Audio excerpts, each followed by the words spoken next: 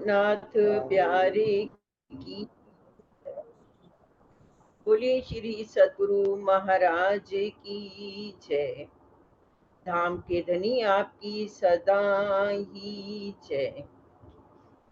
बंदो सतगुरु चरण को करूं सप्रेम प्रणाम।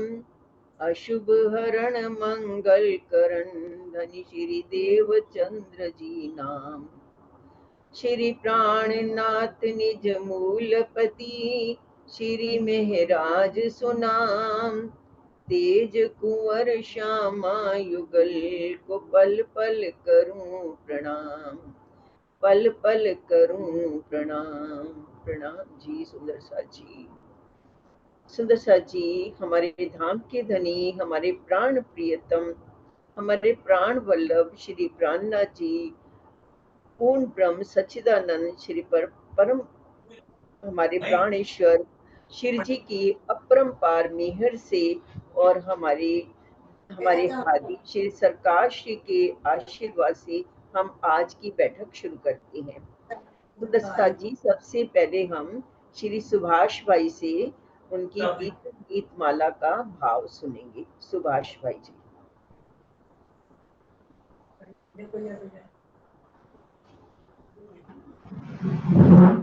श्री प्राणनाथ प्यारे की जय। बोले श्री सतगुरु महाराज की जय। प्रणाम सुंदर साहब जी।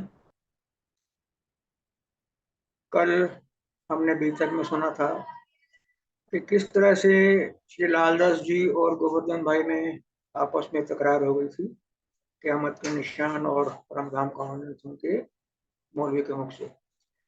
तो आज का भजन क़यामत के निशान पर ही आधारित है जो आपके सम्मुख प्रस्तुत कर रहा हूँ। क़यामत के सातों निशान हुए पूरे, लिखी है कुरान में जिनकी शाहिदी, लिखी है कुरान में जिसकी शाहिदी। बातून आंखें खोल कर देखो, जाहिर हो गए इमाम मेहदी, जाहिर हो गए इमाम मेहदी। क़यामत के सातों निशान हुए पूरे, लिखी है कुरान में जिनकी शाहिदी। ईसा रूह अल्लाह का हुआ आना, असराफील का वाणी स्वर फूकना हो, असराफील का वाणी स्वर फूकना। ईसा रूह अल्लाह का हुआ आना, असराफील का वाणी स्वर फूकना। दज्जल को ये मार भगाए, राह बताए अर्श बका की राह। फोन नंबर दीजिए, हम फोन करके पूछ ही नहीं पाते ना की क़यामत के साथ।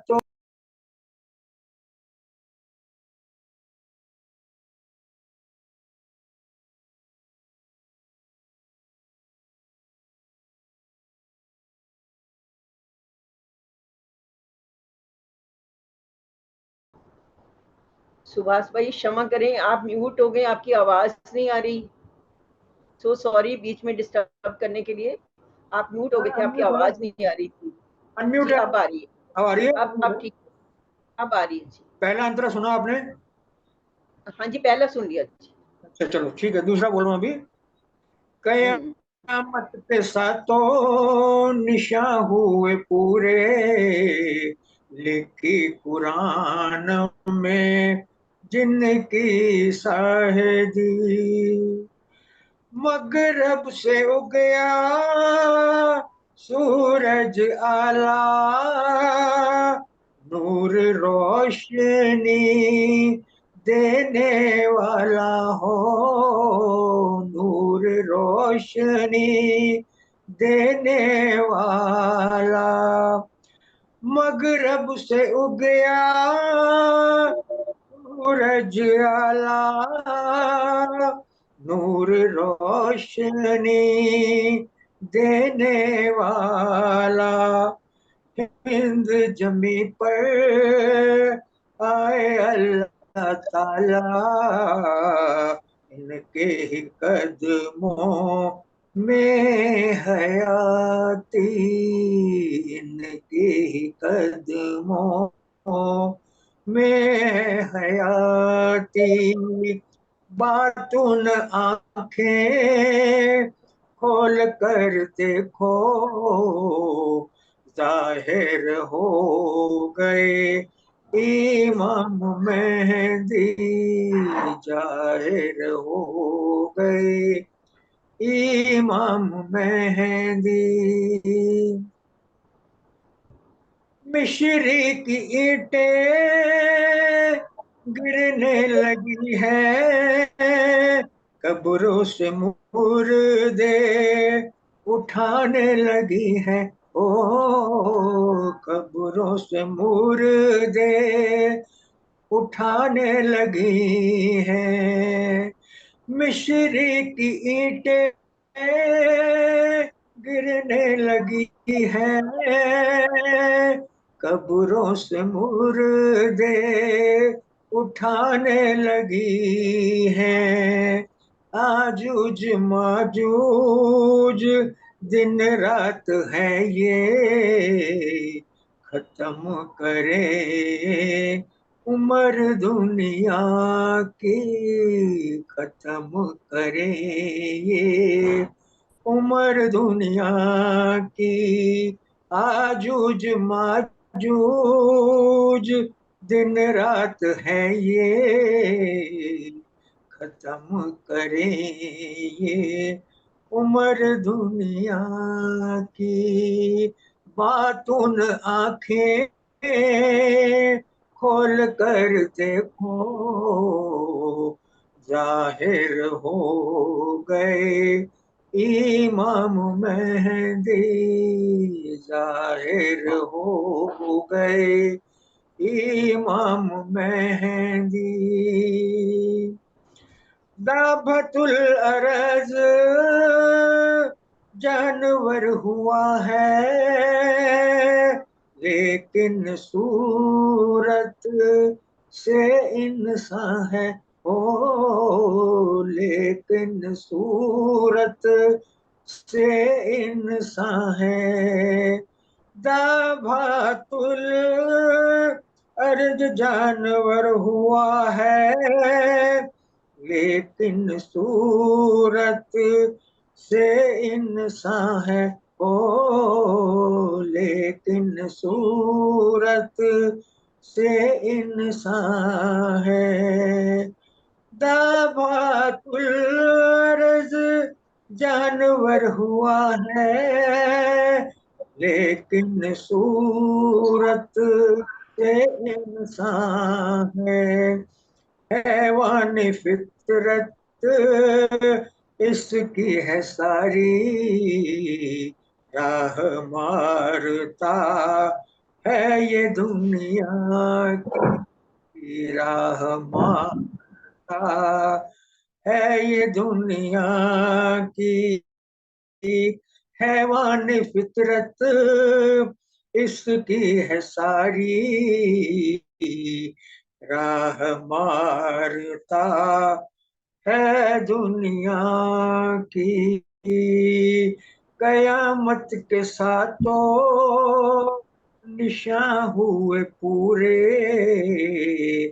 लिखी कुरान में जिनकी साहेदी बातून आंखें खोल कर देखो जाहिर हो गए इमाम मेहंदी जाहिर हो गए इमाम मेहंदी।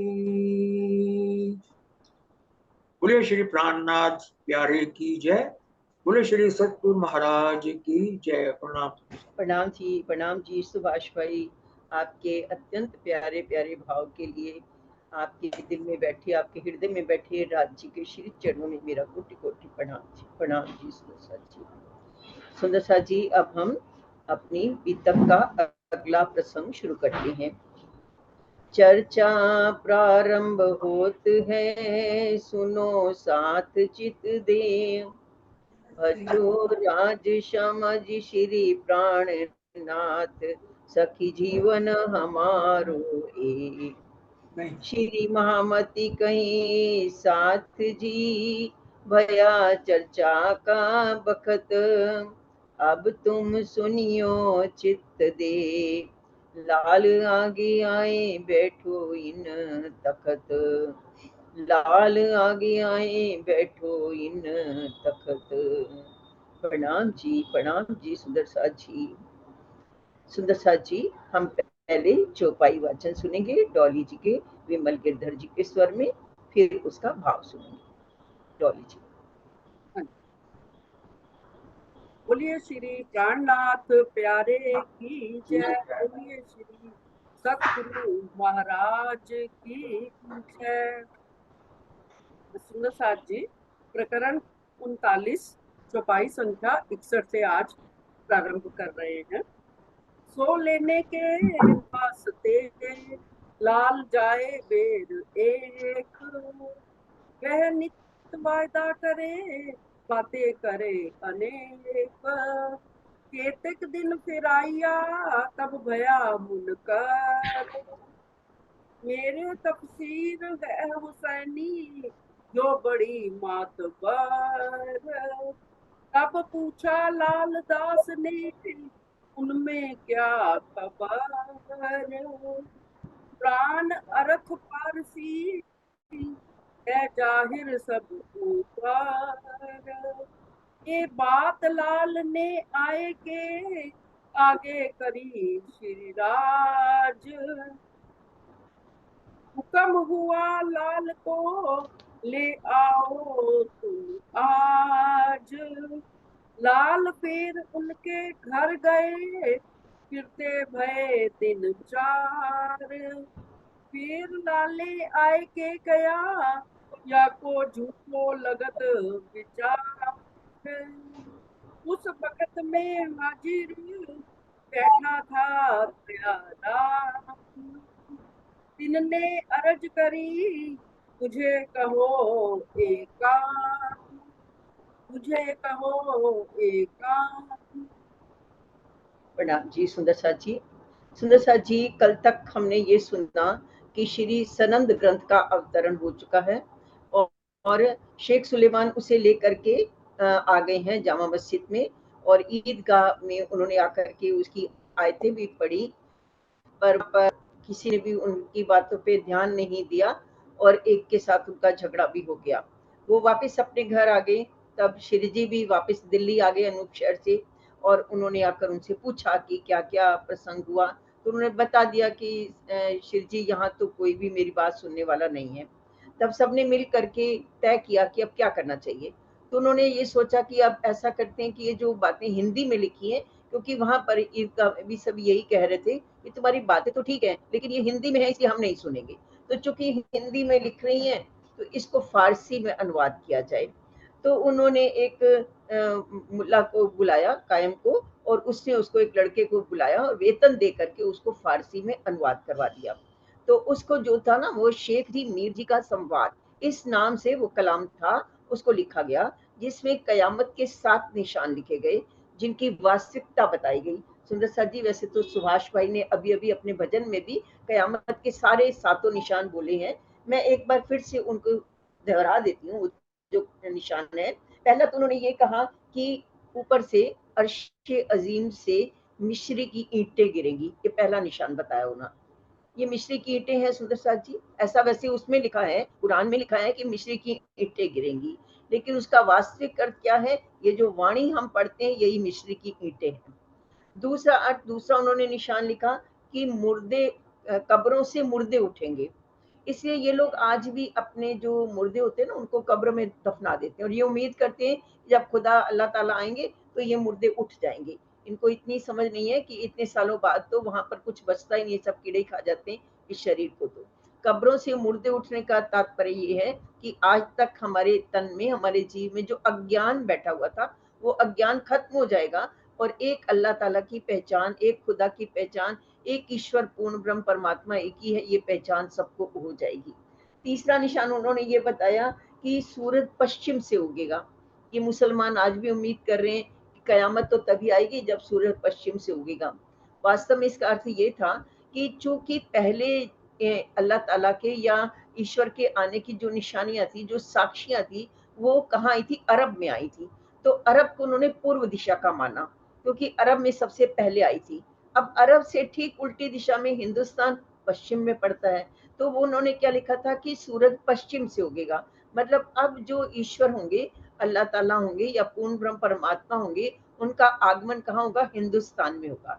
जैसा कि हमारे राजी महाराज आए ही इसमें इंडिया में, हमारे भारत में आए, हिंदुस्तान में आए, तो उन्होंने क्या लिखा कि सूरज पश्चिम से उगेगा और जिसकी जो रोशनी होगी मुसलमानों तक नहीं पहुंचेगी, क्योंकि अरब वाले तो अभी भी विश्वास ही नहीं कर रहे उनकी बात पर।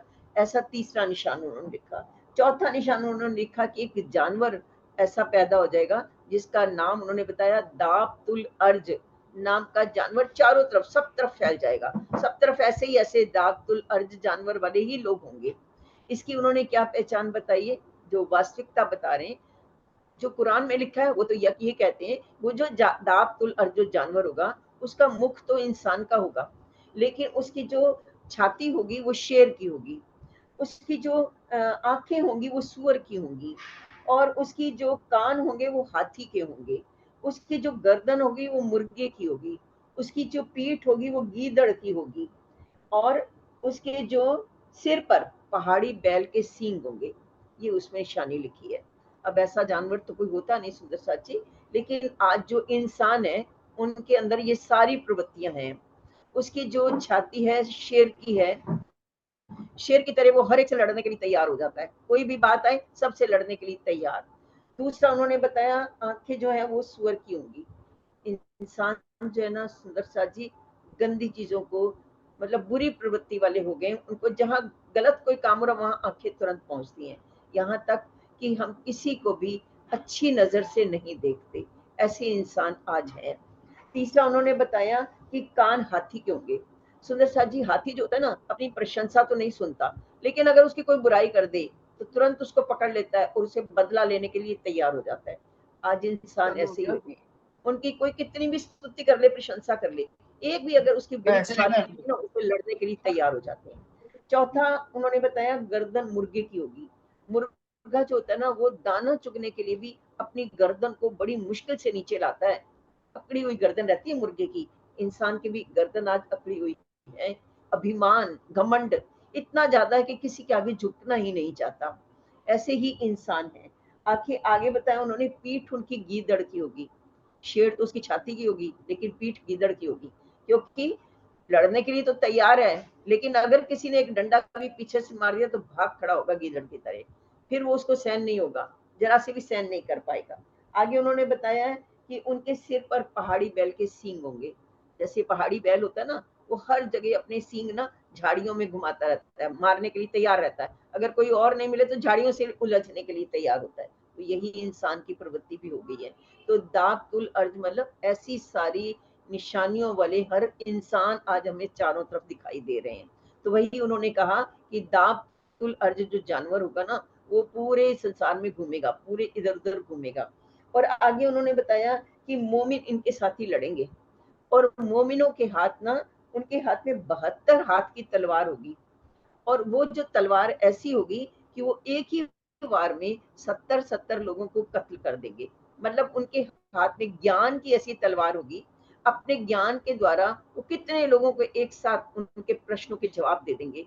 शिव जी भी अभी गए थे ना वहां पर, और भी जितने हमारे सुंदर साथ जो जागने का कार्य कर रहे थे अभी भी, तो उन्होंने अपने ज्ञान के द्वारा कितने लोगों को धाराशायी कर दिया। चाहे चिंतामणि हो, चाहे आपके जितने भी वेदांती थे, उन सबको अपने ज्ञान की तलवार से उन्होंने एक बारी भाई खत्म कर दिया। तो उनके घमंड को, उनके अहंकार को खत्म कर दिया। ये उन्होंने 72 हाथ की तलवार होगी।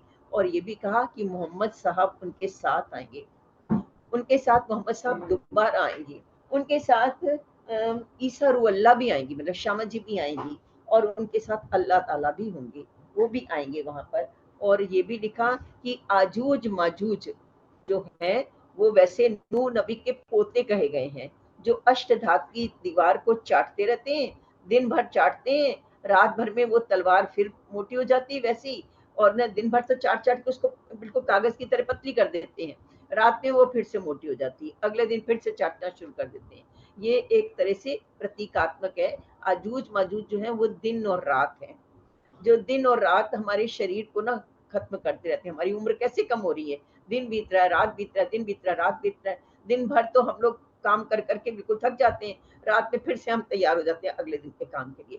तो ये आजूज माजूज है जो हमारी अष्टधात की, हमारे ये जो बॉडी है, शरीर को, इसको खा रहे हैं और एक दिन ये समाप्त हो जाएगी। ऐसे इन्होंने 8 निशान जो कयामत के थे वो लिखे, उनके रुक्के तैयार किए कि जाहिर करने के लिए, मतलब ये जो कयामत के निशान जाहिर हो चुके हैं, अल्लाह ताला आ चुके हैं, ये जो 11वीं सदी है, जो फरदा रोज है वो आ चुका है, ये सारा लिख करके रुक्के तैयार किए गए। और फिर जगह जगह वो बेचारे ले लेके घूमे, कभी किसके पास लेके जाए, कभी किसी के पास लेके जाए, लेकिन किसी ने उनकी बात पे यकीन ही नहीं किया, कोई सुनने कोई तैयार नहीं था, क्योंकि बिल्कुल उस समय बहुत ज्यादा शरीयत थी, बहुत ज्यादा कर्म कांड और मुस्लिम शासन था, कोई उनकी बात सुनने कोई तैयार नहीं था। सुंदर सा जी, अब ऐसे समय में एक सूरत का सौदागर उनको मिल गया श्री जी को चांदनी चौक में, और उसने जब मिलाप किया तो वो क्या कहता है कि मेरे पास तो दज्जाल नमा है, और उसमें दज्जाल के पूरे निशान लिखे कि वो दज्जाल कैसा होता है और उसके कैसे खत्म करना है।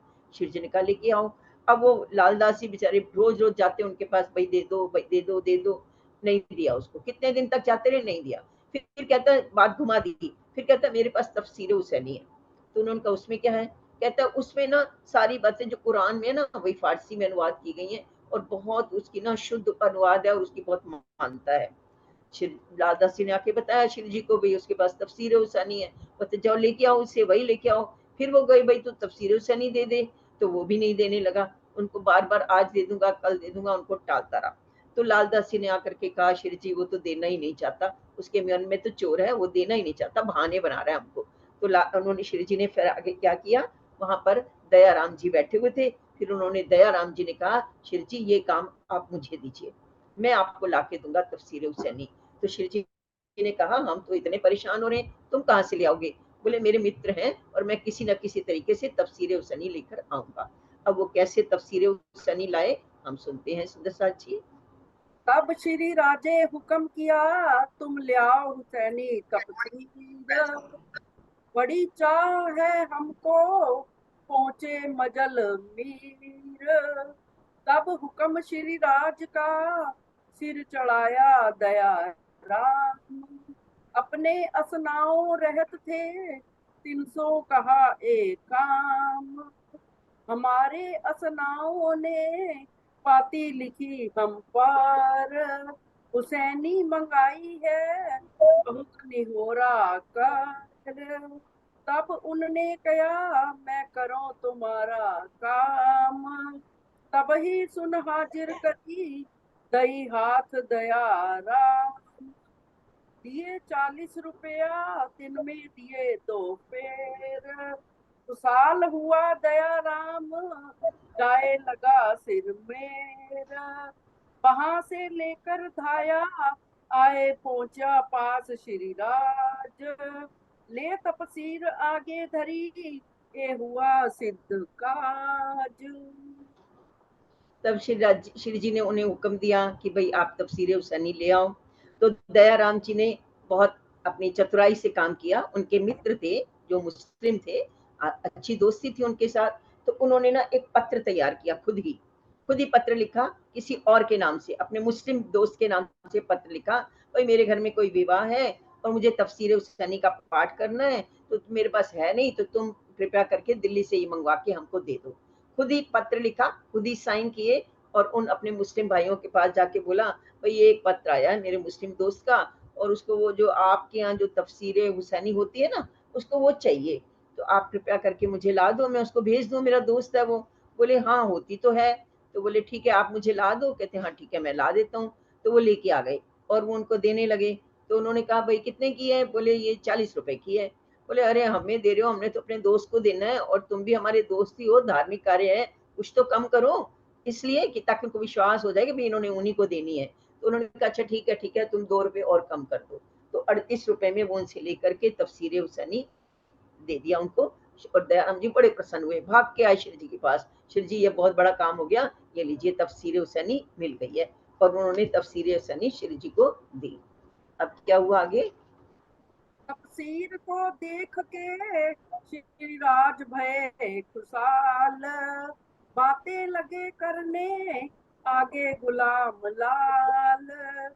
इन समय कायम के तफसीर दई आगे, देख इनके मायने हमको सुनाओ ए। प्रथम इन्ना इन जुलना सूरत इन पड़ी, जामे 3 तकरार। इशारते सारी खुली जो लिखी परवरदिगार। हम की थे ब्रिजरास में हम तीसरे आए ईत, ये तो वही बात है जो हमको कही तीत। इन्ना अतेना सूरत पड़ी मुल्ला ने जब, जमुना ताल पाल की हकीकत पाई तब।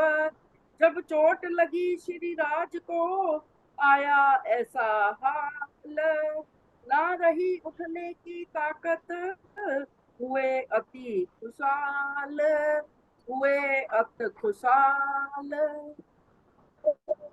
जब श्री जी ने तफसीर हुसैनी उनको दी, दयाराम जी ने, श्री जी बहुत प्रसन्न हुए और उन्होंने उसी समय कायम को, मुल्ला कायम जो भी उस बच्चे को बुलाया और उसके आगे रखी और कहा अब तुम इसको पढ़ के सुनाओ। तो उसने पहली इन्ना अंजुलन्ना सूरत पढ़ी। ये सूरत सुंदर सा जी वैसे होता है अपन जैसे चैप्टर पढ़ते हैं, चैप्टर 1 अध्याय 1 ऐसे उसमें ये होता है। तो उन्होंने उसकी वो सूरत पढ़ी, इन्ना अंजुलन्ना उसका नाम था, जिसमें 3 तकरार का वर्णन किया गया था। और 3 तकरार तो हमारे ही थे। फिर आगे उनकी सारी बातें खुलती चली गई सुंदर साथ जी कि उसमें 3 तकरार वही लिखे, पहली बार हम ब्रिज में आए, दूसरी बार रास में आए, तीसरी बार हम यहाँ जागनी के ब्रह्मांड में आए हुए, यही बातें उसमें लिखी थी अपनी भाषा में। अब जैसे ही उन्होंने वो सुनी तो शिव जी का मन बहुत प्रसन्न हो गया। उसमें यमुना जी का भी वर्णन था सुंदर साथ जी, और हौज को सरताल का भी वर्णन था, और हौज को सरताल में जो पाल है उसका भी वर्णन था। इतना प्रसन्न हुए शिव जी, इतना प्रसन्न हुए कि 3 दिन तक तो 4 पैसे ही नहीं उठा गया उनसे। बस इतने अंदर अंदर प्रसन्न हो रहे थे मन ही मन कि राजी ये क्या आपने दे दिया। इसका मतलब ये कुरान जो थी वो तो हमारे लिए ही आई थी, हमारी ही साक्षियां दी गई हैं इसमें। और इसको पढ़ करके अगर अकबर औरंगजेब इसको पढ़ लेगा तो उसको तो बहुत जल्दी हो जाएगा, ये समझाना बहुत आसान हो जाएगा कि भाई जो मुस्लिम लोग कह रहे हो वही तो हम ही कह रहे हैं। हम भी तो एक उसी अल्लाह ताला का, एक पूर्ण ब्रह्म परमात्मा का ही वर्णन कर रहे हैं। तो ये तो बहुत ही सरल हो जाएगा काम। इतने प्रसन्न हुए कि 3 दिन चारपाई पे ही उठ नहीं पाए सुंदर। अब क्या हुआ आगे? 3 रोज लग सेज से उठ ना सके तब, सुने सुकन तपसीर में कलाम रब्बानी जब। साथ आगे बैठ के चर्चा करी बनाए, हुई खुशहाली साथ में लई साके मिलाए। एह खुशहाली अपनी पहुंचाई सब साथ, एह तो मोमिनो वारसी जाके हक्के पकड़े हाथ। पाती लिखी उदयपुर को और साथ सबन, तुम ठोर ठोर पहुंचाइयो जो कोई साथ सैयन।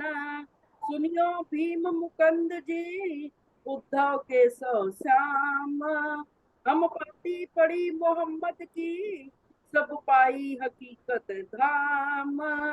अपने घर की इशारतें और न समझे कोई, और कोई तो समझे जो कोई दूसरा होए, जो कोई दूसरा होए।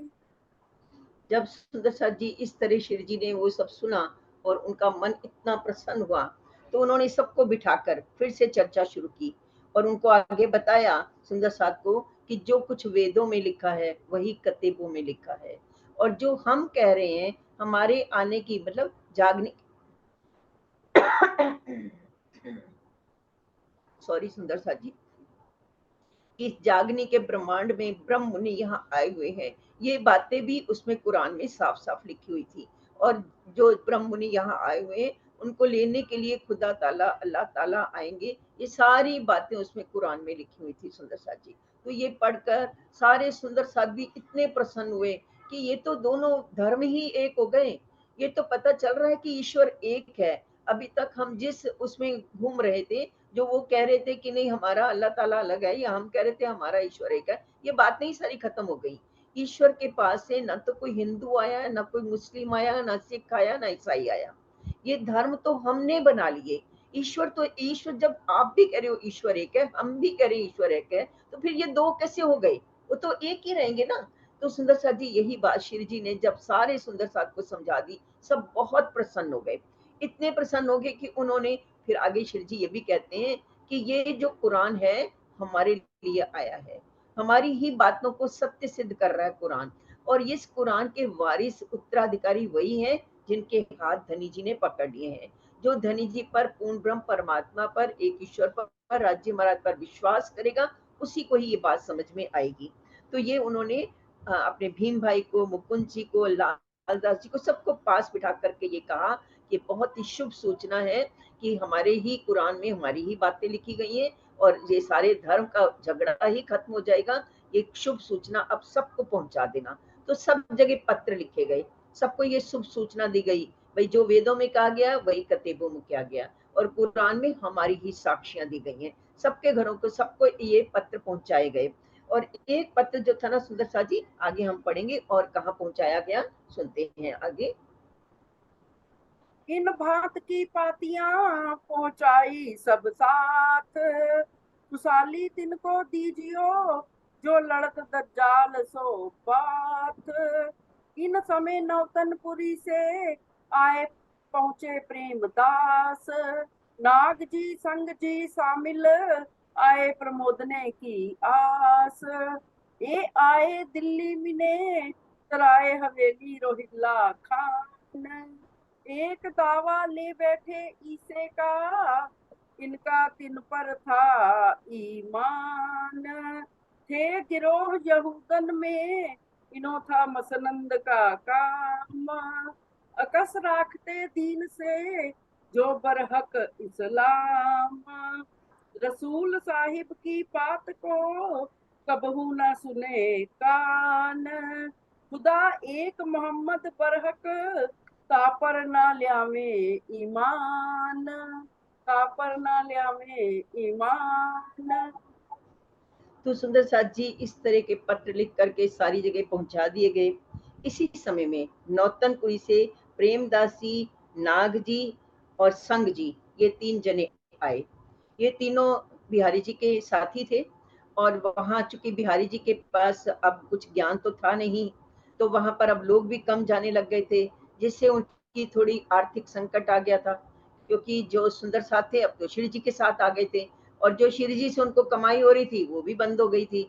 तो वो आर्थिक संकट में आ गए थे। तो वो एक तरह से वो इसलिए आए थे ताकि श्री जी को फिर से उस गादी पर आस्था दिलवाई जाए और उनको उस झंडे तले, बिहारी जी के झंडे तले लाया जाए, उन्हें ये विश्वास दिलाया जाए कि बिहारी जी ही हमारे राज्य महाराज हैं, धाम के धनी हैं। ये बात करने के लिए वो यहाँ आए थे। लेकिन यहाँ आकर के उन्होंने देखा कि यहाँ पर क्या हो रहा था। ये सराय रोहिला खान की हवेली में श्री जी ठहरे हुए थे, वहां पर आ रहे थे। अब वहां पर तो बातें जो चल रही थी, कुरान की बातें चल रही थी, जिसमें लिखा था कि हमारी ही साक्षियां सब दी गई हैं, कुरान हमारे लिए आया है। तो और उनका विश्वास किस पर था? उनका विश्वास तो गादी पर था, बिहारी जी के ऊपर था। उन्होंने आज तक ऐसी बातें कभी सुनी ही नहीं थी, तो उनको इस बात के ऊपर जरा भी यकीन नहीं आया। अब आगे जब उन्होंने सब मजलिस के अंदर बैठे तो शिव जी ने उनको कैसे अपनी बात से उनको याद दिला, उनको मतलब पूरा पक्का विश्वास दिलाया, वो आगे की चौपाइयों में स्पष्ट हो जाएगा। ये आए मजलिस मोमिनों की, यहाँ बिना मोहम्मद और ना बात। ये देख ताज्जुब भये, बड़ी चर्चा हुई खुदा की जात। जब रूबरू भये, सब बातें करी मिले जोश। आप आड़े कछु न देखही, इलम था फरामोश। जब चर्चा करी हजूर ने, दई श्री देवचंद्र जी की पहचान। श्री मोहम्मद साहिब का रोशन किया ईमान। जो बात कही मोहम्मद ने, सोई रूह अल्लाह कलाम। मिला दिखाए दोनों इनको, ये हुआ दीन एक इस्लाम। जब ईसा मोहम्मद मिल गए, कलमा और तारताम। भागा दिल का कुफर, जाग देखी आता, जाग देखी आता। तो सुंदर साथ जी, उन्हें तो ये इस बात पे बिल्कुल यकीन ही नहीं था, मोहम्मद साहब जो कह रहे हैं सच कह रहे हैं और उसमें हमारी बात नहीं, बिल्कुल यकीन ही नहीं था। लेकिन जब राज जी के सामने, वो शिव जी के सामने रूबरू आके बैठे और शिव जी ने जब चर्चा करनी शुरू की, तब उनको थोड़ा थोड़ा यकीन आना शुरू किया। शिव जी ने बताया कि धनदेवचंद जी के अंदर श्यामा जी थी, उनका तन नहीं, उनके अंदर बैठी हुई रूह को देखो, श्यामा जी उनके अंदर थी और मोहम्मद साहब के अंदर अक्षर ब्रह्म की आत्मा है। इन दोनों के अंदर जो शक्ति बैठी हुई है वो राजी महाराज की शक्ति बैठी है। जब श्री जी ने ये सारी बातें स्पष्ट की तो उन्हें ये बात समझ में आई, उनको लगा कि हाँ ये ठीक कह रहे हैं। तो इस तरह ईसा और इमाम दोनों को मिलाया जब उन्होंने, मतलब धनदेवचंद जी के अंदर जो श्यामा जी बैठी है उनको, और मोहम्मद साहब के अंदर जो अक्षर ब्रह्म बैठे हैं और उनके अंदर जो शक्ति बैठी है राज्य की, जब ये बात उन्होंने स्पष्ट कर दी तो ये भी स्पष्ट हो गया कि जो कलमा कह रहा है वही हमारा तारतम मंत्र भी कह रहा है। ये बात साफ साफ उनकी समझ में भी आ गई। तब उन्होंने देखा कि शिव जी तो कितने जोश से चर्चा कर रहे थे, तो उनको लगा कि जैसे बिल्कुल अब जो धनदेवचंद जी कहते थे ना, जो उनके अंदर बातें थी वही उन्हें शिव जी के अंदर नजर आने लग गई। और उनको भी शिव जी के ऊपर यकीन हो गया कि धनदेवचंद जी की जो बातें थी, जो रूह उनके अंदर बैठी थी, वही अब मेहराज के अंदर, अभी तो मेहराज ही बोल रहे हैं क्योंकि उनके उनके साथी थे, उन्होंने एक ही से मंत्र लिया था, गुरु मंत्र लिया था धनदेवचंद जी से, तो अभी वो उन्हें यही बोला करते थे। तो बोले, उनको लगा कि अब मेहराज जी के अंदर धनदेवचंद जी की रूह आकर के बैठ गई है और वही अब धर्म के सारे रहस्य खोल रहे हैं। तो उन्हें इस बात पर यकीन हो गया। फिर आगे क्या हुआ? कहे सुपन जब राज ने, बड़ा देखा जोश। तब दीन यहूदन का, सब हुआ फरामोश। तब अपनी जुबान सो, बातें कही ईमान। हम श्री देवचंद्र जी को इत देखे, भई हमको पहचान। खुदा एक मोहम्मद बरहक, हमको रही न शक। सुनाई सनंद कलश की, ये तो है माफक। हम तो तहकीक किया, तुम हो बीच इस्लाम। तुम्हारी किताब का, हम लिख पावे कलाम। हम लिख पावे कलाम। तब उनको जब शिव जी ने जोश के साथ चर्चा की और उन्हें बताया कि श्री राजी महाराज पूर्ण ब्रह्म परमात्मा जो हमारे हैं श्यामा जी, वो धनदेवचंद जी के अंदर थे और मोहम्मद साहब उन अल्लाह ताला के रसूल बन करके, उनके मैसेंजर बन करके आए हैं। जब उन्होंने ये बात की तो उन्हें भी उनकी बात पे यकीन हो गया और उनका जोश देकर उन्हें विश्वास हो गया कि धनदेवचंद की रूह अब इन्हीं के अंदर है। फिर उन्होंने उनको सनंद भी दिखाई। उस सनंद में जहाँ उनकी कलाम मतलब कुरान की बातें थी, वहीं पर कलश की कुछ चौपाइयां भी डाली गई थी जिसमें हिंदू पक्ष को भी रखा गया था। तो और उसमें पूरी सनंद में सारी बातें बिल्कुल क्लियर हो जाती थी कि ईश्वर केवल एक है, चाहे तुम उसको अल्लाह कहो, चाहे तुम उसको पूर्ण ब्रह्म परमात्मा को, ब्रह्म को, एक ही बात है। तो ये बातें सारी स्पष्ट हो गई कि ईश्वर केवल एक है।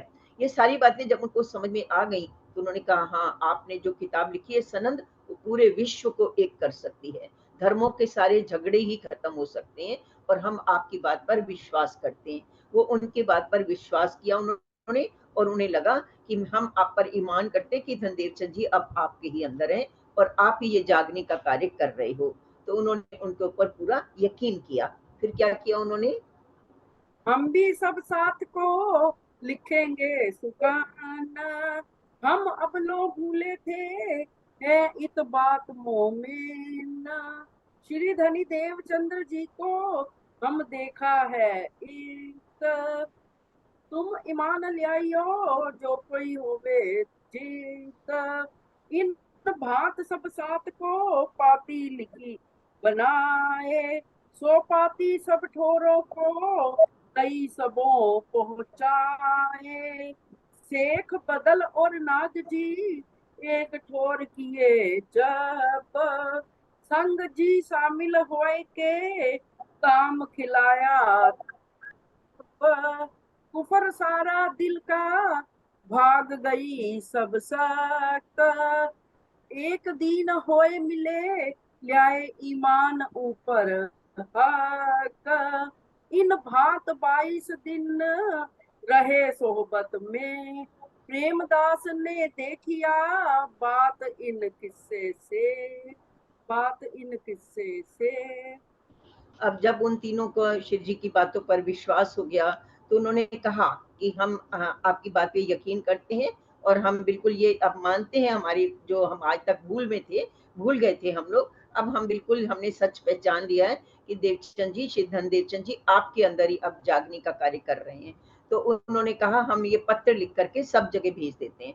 तो उन्होंने पत्र लिखे खूब और सारी जगह भेज दिया कि हम गलती में थे कि हमने बिहारी जी की जगह मान लिया कि धामधनी वहां है, लेकिन धामधनी तो यहाँ पर लीला कर रहे हैं। ऐसा पत्र लिख करके उन्होंने भेज दिया।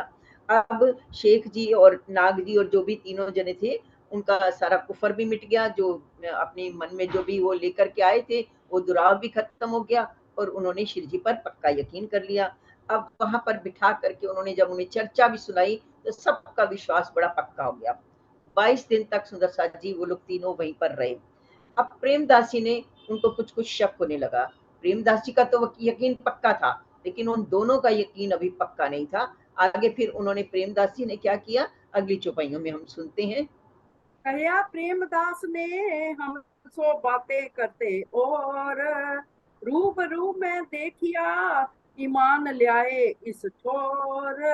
प्रेमदास रह गया ये दो चले अपने मुकाम, जिन बात को आए थे कर चले काम। जब इत से पीट गई तब घेरे शैतान, बस बसा करने लगा छीन लिया ईमान। साथ में जहां मिले तहां बातें दुदली करें, सब कोई लगे पूछने तुम काहे जात फिरे। दिन से कछु बातें करे कछु लगाए के सक, श्री देवचंद्र जी बिना और न कोई हक। जब नौतनपुरी पहुंचे अपने मित्र के पास, कहाँ जाए के कहा बिना श्री देवचंद्र जी ना आस, बिना श्री देवचंद्र जी ना आस। तो सुंदर साथ जी, प्रेमदास जी ने देखा कि ये लोग सामने तो कुछ और बोलते हैं, पीठ पीछे कुछ और बातें करते हैं। तो उन्होंने उन दोनों से कहा, आप सामने तो कुछ और बोलते हो और पीठ पीछे कुछ और बोलने लग जाते हो। तो वो बोले, उन्होंने कहा ठीक है, हमें तो जो ठीक लगता है हम वही करते हैं। अब प्रेमदास जी को तो यकीन पक्का था, वो तो गए ही नहीं, वो तो शिव जी के पास ही रह गए। उनको लगा कि सारा काम तो यहीं पर हो रहा है, मुझे नहीं जाना वहां पर। लेकिन वो दोनों वहां से चले गए। वो जिस काम से आए थे वो काम करके चले गए। काम तो वो करने ये आए थे कि इनको उनकी गादी के तले ले आए और थोड़ी सी धन की भी, आर्थिक भी थोड़ी सहायता हो जाए। वो काम तो हुआ नहीं, लेकिन ये जरूर देख गए कि यहाँ पर जागने का कार्य कितने जोर शोर से चल रहा है। तो फिर वहां से वो चल दिए। अब वो जब वापस गए तो जहां जहां भी जा रहे थे, जिस जिस सुंदर साथ के पास ठहर रहे थे, वहां जाकर के बड़ी ना दो दिली बातें करने लग गए। कभी तो कहीं नहीं उनके अंदर राजी हैं, धनदेव चंद जी महाराज जी में है, कभी कहते नहीं नहीं नहीं नहीं बिहारी जी में है। ऐसी दो दिली बातें करने लग गई। फिर वहां से आगे जाकर वो लोग भी कहते अरे तुमने पत्र में तो कुछ और लिखा था, अब कुछ और बोल रहे हो। तो बोले नहीं नहीं हमने जो पहले लिखा था ना वो तो ऐसे ही लिख दिया था, लेकिन हमें कुछ पक्का यकीन नहीं है। अब नौतनपुरी पहुंच गए। नौतनपुरी में अपने मित्र बिहारी जी के पास पहुंचे। वहां जाकर के उन्होंने क्या कहा कि हमें तो धनदेव चंद जी के अलावा ना कहीं भी और राज्य नजर नहीं आ रहे, राज्य तो उन्हीं के पास ही है। तो हमने फिर ये भी बोले कि देवचंद जी को हमने वहां देखा है बैठे हुए, जब वो चर्चा करते थे ना तो हमें वो नजर आते थे। तो अब बिहारी जी कैसे नाराज होंगे, सुनते हैं हम आगे। देवचंद्र श्री देवचंद्र जी को हम देखे बैठे उन मुकाम, एक दीन करन का सौंपया उनको काम। इतनी बात सुन के उठ भागा मेहतार, रहो ना पास तुम्हारे झगड़ा हुआ योगा। ये सब मिल पीछे दौड़े फिर आए क्यों ना फिरे जेल, कदमों लाग करे आज जी बातें भूल के कही हम ए। वे क्यों एकर माने नहीं जाए बैठे एक ठोर, समझाए समझे नहीं बात सुने ना और। 3 दिन तिहां रहे बात काहू ना सुने कान, बड़ा दुख भया साथ में सुन के बात ईमान। ये सब ज्यों त्यों करके लाए अपने घर, बातें जो इस्लाम की यो उठी दिल ऊपर। फिर ठोर ठोर पाती लिखी अपने फिरे की, मत कोई लियाइयो ईमान तरफ श्री जी साहिब जी, तरफ श्री जी साहिब जी। तो पहले तो बिहारी जी को जाकर के क्या बोला कि हमने तो वहां ही देखा है धनदेव चंद जी को, और उन्होंने ना उनको आज्ञा दे दी है कि भाई अब तुमको एक धर्म करना है। पूरा ये झगड़ों का झगड़ा मेट के ना जो भी झगड़े हो रहे हैं हिंदू मुसलमानों के, ये झगड़ा हटाकर एक धर्म की स्थापना करनी है। उन्होंने उन्हें वो आर्डर दे दिया है, ऐसी हुक्म दे दिया है। अब इतनी बात सुननी थी कि बिहारी जी तो नाराज हो गए। नाराज उठ के वहां से भाग लिए, चल दिए वो एक तरफ कि जब तुम्हारे तो वही है धनदेवचंद जी वही है, शिव जी वही, तो मैं कौन हूँ। तो ऐसा करके नाराज होकर वहां से भाग गए, और सब उनके पीछे पीछे भागे, झगड़ा करके भागे, सब उनके पीछे पीछे भागे उन्हें मनाने के लिए। और जाकर के एक जगह रूठ करके बैठ गए। वहां जाकर उन्होंने बहुत उनसे विनती की, नहीं नहीं हमसे गलती हो गई, माफ करें, क्षमा करें, हमारे मुख से गलती से निकल गया। लेकिन वो तो माने ही नहीं किसी तरह से। बहुत आजिज किया, पैर पड़े, किसी तरह से बहुत मुश्किल से मना करके लाए उन्हें, और घर ला करके उन्हें कहा हमसे बहुत बड़ी गलती हो गई, हमने जो पत्र लिख दिए अब दोबारा से पत्र लिखेंगे। फिर सबको पत्र लिखा, नहीं नहीं बिहारी जी के अंदर ही हमारे धाम के धनी है और शिव जी के पास कुछ नहीं है, आपको धाम के धनी इन्हें ही मानना है और यहीं पर आकर के आपको इन्हें प्रणाम करना है, यही हमें परम धाम लेके जाएंगे। ऐसा कहा उनको, फिर से पत्र लिखा, तब जाकर के उन्हें थोड़ी शांति आई। फिर क्या हुआ, एक किस्सा इतका कहा जो आया बीच दरमियान, अब कहूँ ए बीतक जो लड़ाई सुल्तान। श्री मोहम्मद कहे सुनो साथ जी तुम में जो बीतक, लिखी लोगों फूज में तुम्हारे ताले हक, तुम्हारे ताले हक। अब शिव जी लिख रहे हैं कि वैसे तो घटना अभी वो चल रही थी कि हमें औरंगजेब को जगाना था, लेकिन बीच में ये एक घटना हो गई, तो बीच में आपको ये घटना भी बता रहे हैं। आगे शिव जी कह रहे हैं, महामती जी कह रही हैं कि जो कुछ भी ये घटनाएं हो रही हैं कि शिव जी के पास का कैसे औरंगजेब को जगाने की बात करनी थी, कैसे सनंद ग्रंथ उतरी, कैसे बिहारी जी को लेकर के वो लोग आए और कैसे उन्होंने फिर से मुनकर हो गए, वहां से भाग गए। ये सारी बातें शिव जी ने लोमो फूज में, मतलब अपने दिल में पहले से ही ले रखी थी। ये सारी बातें तय थी कि ऐसे ही होना है और ऐसे ही हो रहा है। जैसे ही राजी महाराज ने, शिव जी ने, धनी जी ने हमारे अंदर अपने हृदय में ले रखा था, वही बातें आगे हो रही हैं। अब अगला वृत्तांत, अगला वाला सुनते हैं सुंदर साथ जी। प्रकरण 39 छपाई 1966, प्रकरण 40 प्रारंभ। रोहिल्ला खान की सराय में बैठ किया विचार, हमको अब क्या करना हुक्म परवर दिगार। घरों रजवी खान के फिरे दिन 10-20, चर्चा बात रसूल की, उम्मीद नहीं जगदीश। शेख निजाम के घरों फिरत रहे मासेक, बाता को उतारने कह दिखाई अनेक। इन बात के वास्ते कछु बात सुने इस्लाम, और आज उनको एक ही दुनिया तरफ तमाम। शेख वाजिद एक फकीर, सुना ए निगाह रखे एक। 10 बेर उनके गए, बात सुने कयामत, बात सुने कयामत। अब सुंदर साथ जी सराय रोहिला खान में वहां बैठे हैं शिव जी। फिर से वो लोग अपना चर्चा कर रहे हैं कि क्या किया जाए, आगे कैसे काम किया जाए। तो परवरदिगार हमारे शिव जी की आज्ञा से, उनके हुक्म से शिव जी ने जो भी वो तैयार किए थे, जो पत्र तैयार किए थे, वो सारे पहले रिजवी खान के घर 10-20 दिन तक गए।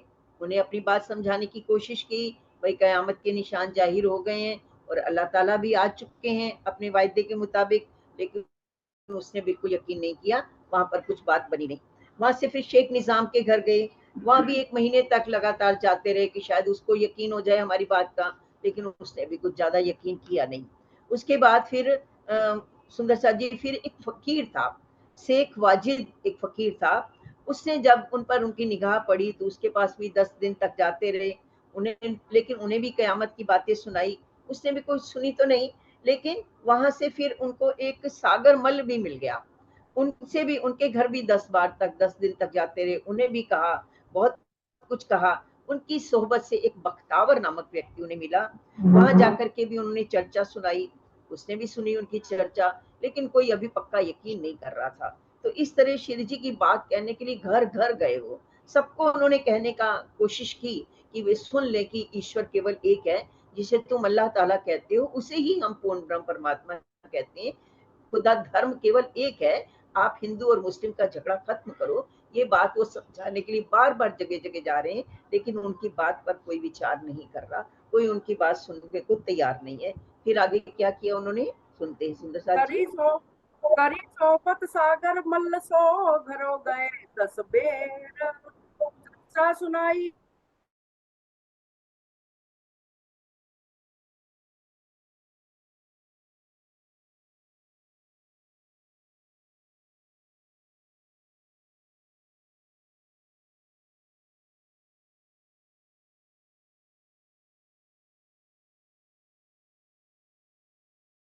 कोई बिना क्या करे 300, अब करके बैठक करने लगे विचार। ए पोहरा दज्जाल का कोई होवे ना खबरदार, फर्ज आपन ऊपर है पहुंचावने पैगाम। जो कोई ईमान लिया वही, सो दाखिल होए इस्लाम, सो दाखिल होए इस्लाम। इस तरह सुंदर साथ जी, जो उनके साथी थे हमारे लालदास जी या भीम भाई वगैरह, वो कई घर घर गए सबको अपनी बातें सुनाने के लिए, पर किसी को ईमान नहीं आया और उन्होंने उनकी बात नहीं सुनी। तब फिर बैठ करके विचार किया कि अब क्या किया जाए। अब दज्जाल का पहरा है, दज्जाल मतलब अज्ञान चारों तरफ फैला है, कोई उनकी बात सुनने को तैयार ही नहीं है। पर हमारे ऊपर भी एक जिम्मेदारी है कि हमें ये जो संदेश है वो सबको पहुंचाना ही पहुंचाना है। विशेषकर शाकुमार को तो जगाना ही जगाना है, क्योंकि जब तक वो नहीं जागेगी, शकुंडल शाकुमार नहीं आएंगी, तब तक रूहें तो अपने घर जा ही नहीं सकती। तो ये तो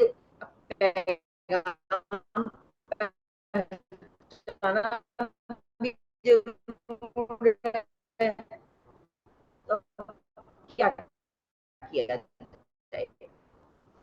फिर सोचा ऐसा करते, हम वही मीठी ताला आ चुके हैं, ये जो उनका कल फर्दा रोज को आना था वो समय भी आ गया है। ये सारी बातें लिख करके एक पत्र तैयार किया गया और उसको एक नलवे के अंदर डाल दिया गया और वो नलवे पहुंचाने का काम शुरू किया जाएगा। ये नलवे किस किस को देने हैं, ताकि वो अल्लाह ताला की बात को सुन के और हमारी औरंगजेब तक हमारी बात करवा दें, उनके तक हम पहुंच सकें। अब वो नलवे तैयार किए हैं उन्होंने। फिर क्या हुआ मैं सुंदर चुपाई साथ 30 जी। तक पढ़ूंगी दीदी एक ही बार में, तो हाँ फिर ठीक वही है। आज दोहराएंगे चुपाई। इस वास्ते पैगाम को पहुंचावना जरूर। नलवा लिख पहुंचाइए तब ए सुने मजबूर। पास रोहिल्ला खान रहे पास चार। चांदनी चौक में आए के देती आए भया शोर शराबा उत ही करे उन हवेली से। तब इत दज्जाल ने गुलबा किया अति जोर। काहू रहने ना दे वही बहुत करने लगा शोर। बैठे जाए एक और करने लगे परियान। अब कासिद भेजिए इनको दीजिए निशान। बैठे एकांत एक ठोर पांच किए समार। नलुए पांच बनाए के हाजिर किए तैयार। हकीकत क्यामत की और पहचान इमाम। हजरत ईसा आया हकीकत दीन इस्लाम। असराफील जबराइल उतरे अरस से और लड़ाई दज्जाल की सब लिखी उनमें। आजूज माजूज जाहिर उगा सूर मगरब। गाभा हुई जाहिर एक लिखे सबब। राह सरातुल मुस्तकीम रसूल करीम सरात। सो सबे आए मिले पर्दा रोज क़यामत। में आ गए और वहां पर शिव जी ने एक हवेली, दूली चंद की हवेली है, वहां पर वो ठहरे हैं और वहां पर आपस में सलाह मशविरा हो रहा है।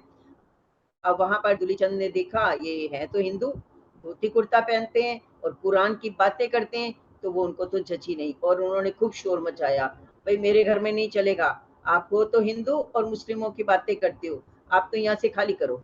तो शिव जी वहां से लालदास जी ने कहा, शिव जी कोई बात नहीं, मतलब ना तो हिंदू रहने दे रहे हैं ना मुस्लिम रहने दे रहे हैं, ये पूर्ण ब्रह्म परमात्मा धामधनी का ये एक दिन देखने को पड़ रहा है कि कोई भी यहाँ रहने ही नहीं देना चाहता।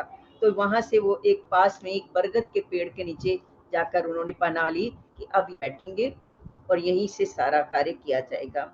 अब फिर उन्होंने वो 5 नगवे तैयार किए सुंदर साथ जी, जिसमें उन्होंने हकीकत और कयामत के सारे निशान लिखे, इमाम मेहंदी के भी पहचान लिखे कि अल्लाह ताला की क्या पहचान है, हजरत ईसा रुअल्लाह श्यामा महारानी की भी पहचान लिखी और दीन और जो हकीकत लिखी कि दीन और धर्म दोनों एक हैं, ये बातें भी उस पत्र में लिखी। और इसका अलावा उन्होंने ये भी लिखा कि असराफील और जब्राइल जो कि कुरान में लिखा हुआ है वो भी जाहिर हो चुके हैं, और कुरान में जो ये कहा गया था कि परम धाम जाने का मतलब उस अर्श अजीम जाने का रास्ता सरल हो जाएगा जब हम सारे निशानों को जान लेंगे, ये सब भी जाहिर हो गया है।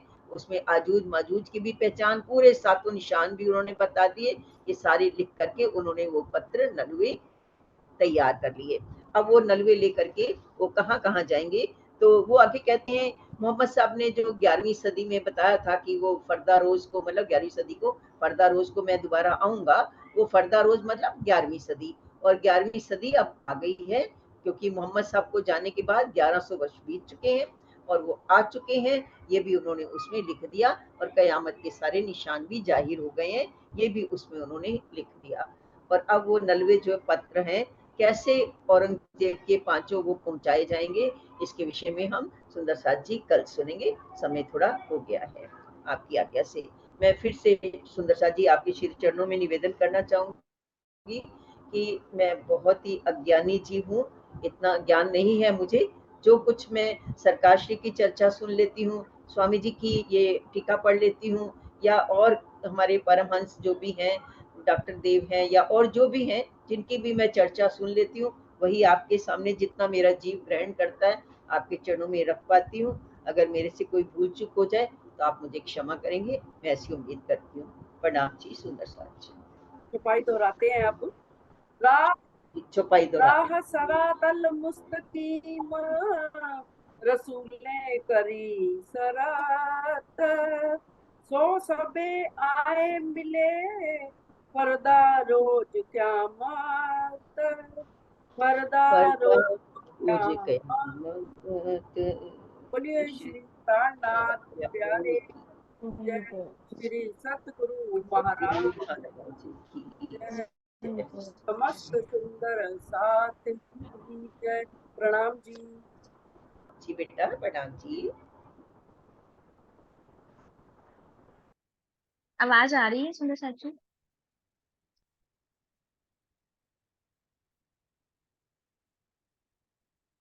प्रणाम जी सुंदर चाची। प्यारे की जय। बोलिए बाईजू महारानी की जय। ये सुंदर सुंदर साथ की जय। करो मोले लावे का ध्यान।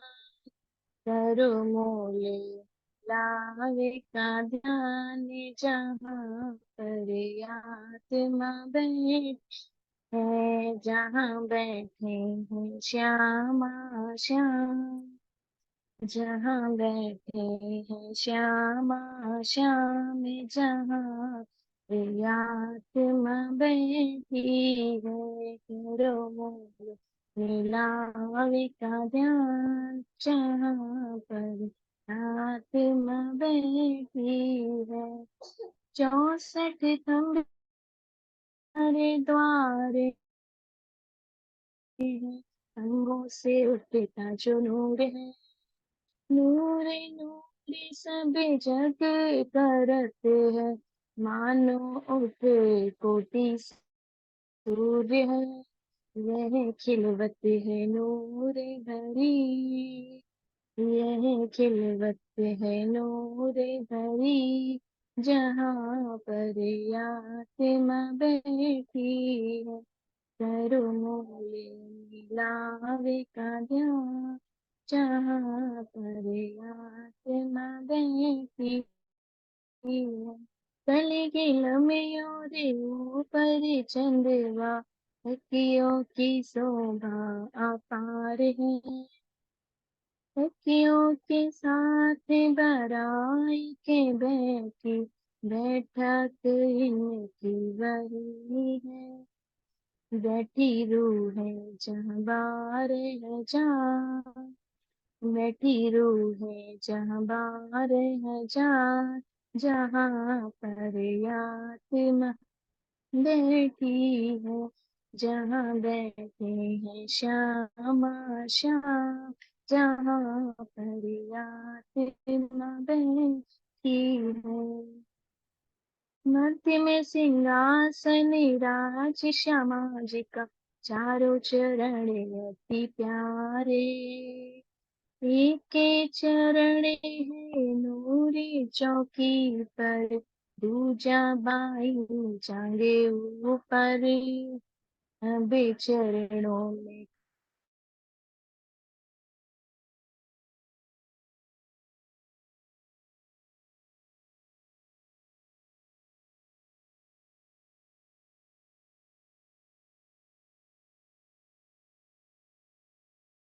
जहाँ पर आत्मा बैठी है, दहशत दिल में हो ना जुद।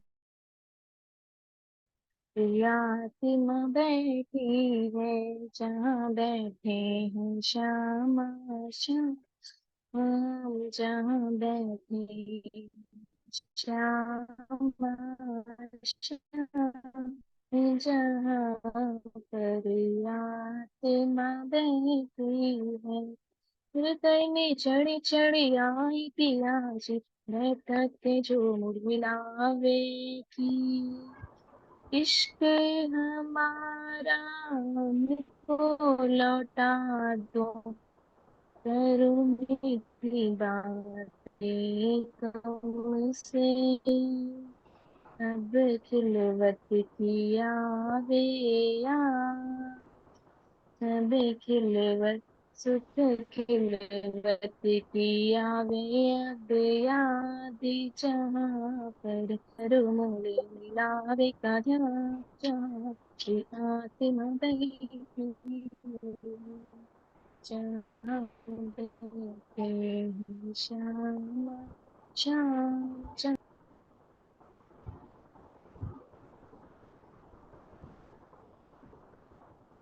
प्रणाम जी लक्ष्मी जी, एक बार सामने तो आ जाओ।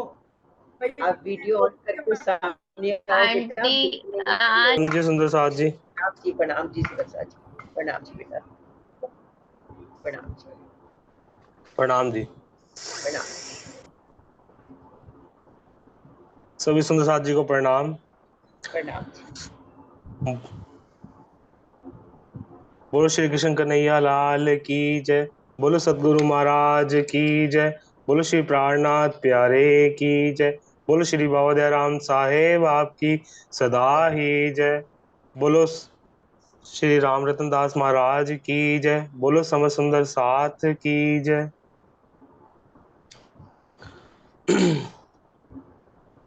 पिया जी तुम हो तैसी कीजियो, मैं अर्ज करूं मेरे पीव जी।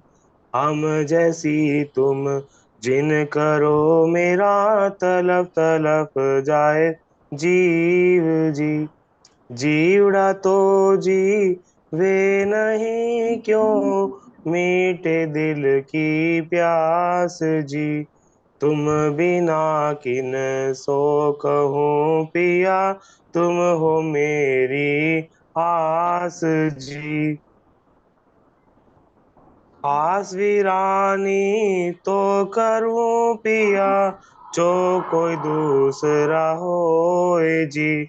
सविद पिया जी सामरत दिन, रैन जात रोए रोए जी। जन्म दी जो हम हते सो, तुम देखते किए जी। जब तुम आप दिखाओगे, तब देखूंगी नैन भर जी। ये पुकार पिया जी सोन के, अब ढील करो अब जीन जी। क्षण क्षण खबर जो लीजियो, मैं अर्ज करूं दुल्हीन जी। एती अरज मैं तो करूं जो, आड़ी भाई अंतराय जी। सो आड़ी अंत सो आड़ी अंतराय टाली के, दुल्हा लीजे कंठ लगाए जी। कंठ लगाइए कंठ सो पिया, कीजे हास विलास जी। वारने जाए श्री इंद्रावती पिया जी, कदम राखो पास जी। तुम दुल्हा मैं दुल्हनी पिया, और ना जानू बात जी। ईशक सो से वाह करूं पिया, सब अंगों साक्षात जी। सदा सुखदाता धाम धनी, मैं कहाँ कहूँ इन बात जी। श्री महामते जुगल स्वरूप परवारी, अंगना बले बले जात जी। वो श्री प्राणनाथ प्यारे की। बहुत ही सुंदर आकाश बेटा, आपका दर्शन भी हुआ। कहाँ रहते हो बच्चे आप? मैं सूरत का रहता हूँ जी। अरे वाह, सूरत वेरी गुड। श्री तो गंगानगर के पास।